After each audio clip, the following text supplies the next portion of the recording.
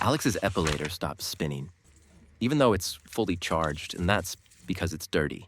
Sam's device is also broken, but red light. This can happen to all of your devices, so let's see the 2 quick ways you can save your epilator for less than $10. The most common problem is the clogged gears. You turn on the epilator, press power, but nothing moves. For this, you want to look for an access to the inside gears of the head and clean them. All the epilators allow this, whether it's Alex's old Braun Silk Epil 7 or the latest Braun Silk Epil 9, but that's not in their manual. And you're done. Sam's problem will be a bit more complicated. Red light, even when charged, means that the battery's dead. So change it. Here's how to do it on the brand new Braun Silk Epil 7. Our favorite epilator, by the way. Sadly, this fix isn't possible on all the epilators we've tested.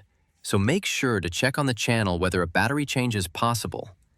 We made a tutorial on all the models that allow it.